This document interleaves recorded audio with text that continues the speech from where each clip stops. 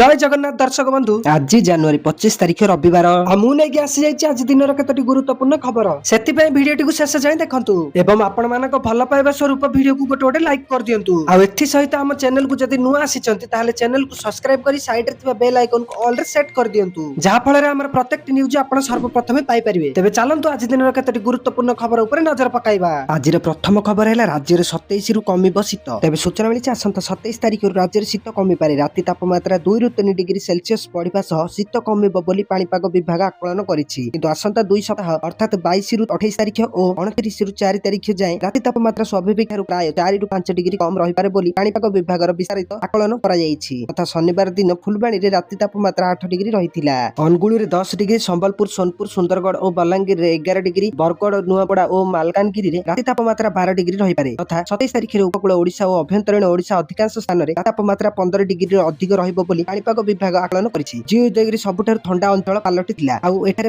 5 degree थिला। परवर्ती खबर एबे पूर्वरु होई पारे पंचायत निर्वाचन। तबे सूचना मिलिछि राज्य रे त्रिस्तरीय पंचायत निर्वाचन पई सठिक समय घोषणा होई नथिले मध्ये राजनैतिक दलर नेता माने निज निजर क्षेत्र सजाडुछंती। एबे राज्यर अनेक सरपंच एवं समिति सभ्य दल डेउछंती।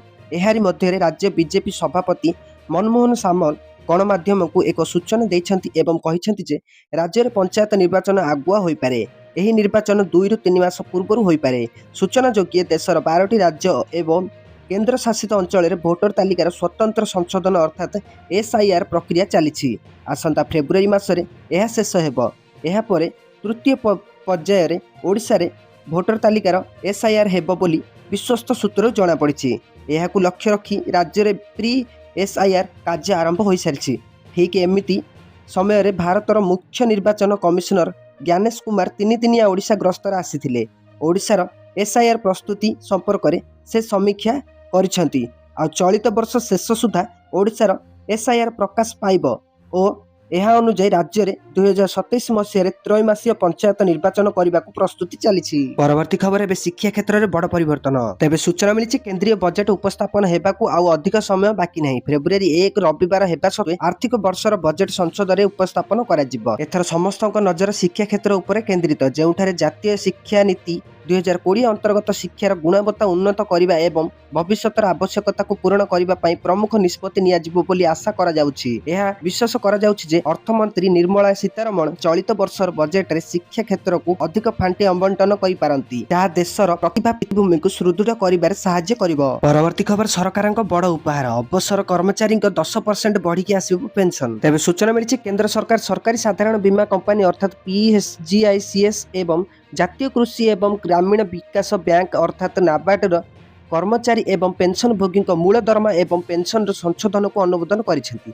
यह सहित केंद्र सरकार भारतीय रिजर्व बैंक अर्थात आरबीआई अवसर प्राप्त कर्मचारी मूल पेंशन परिवार पेंशन को संशोधन करिसेंती। एही पदक्षेप कर्मचारी पेंशन भोगी एवं परिवार पेंशन भोगी दरमा वृद्धि करिबो एवं सेमानकर आर्थिक सुरक्षा को सुदृढ़ करिबो बोली आशा करा जाउछि। पीएसजीआईसी कर्मचारी पई दरमा परिवर्तन। पीएसजीआईसी कर्मचारी दरमा संशोधन 1 अगस्त 2022 रु कार्यकारी हेबो। मोट दरमा वृद्धि 12.41% हेबो, जेउथिरे विद्यमान मूल दरमा एवं महंगा भत्ता अर्थात डीए रे 14% वृद्धि अंतर्भुक्त।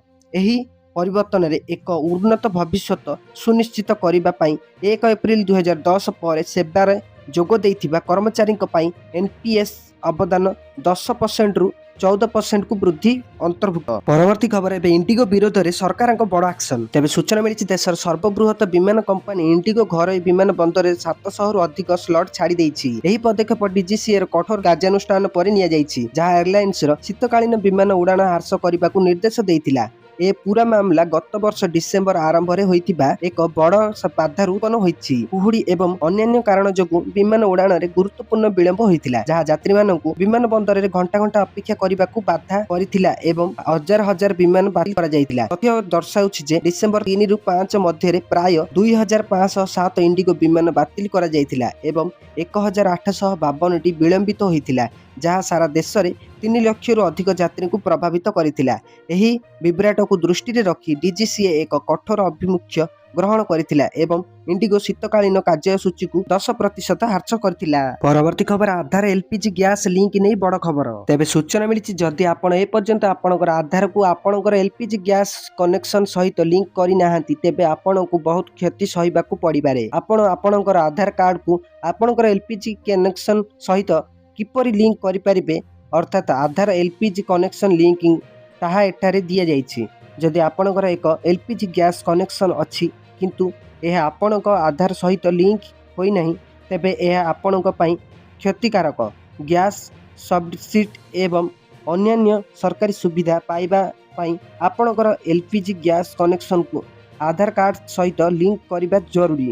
ଯଦି ଆପଣ ଏକ ଏଲପିଜି କନେକ୍ସନ କିଣିଛନ୍ତି ଏବଂ ଏପର୍ଯ୍ୟନ୍ତ ଏହାକୁ ଆପଣଙ୍କର ଆଧାର ସହିତ ଲିଙ୍କ କରିନାହାନ୍ତି ତେବେ ଆପଣଙ୍କୁ ସବସିଡି ପାଇବାରେ ଅସୁବିଧା ହୋଇପାରେ।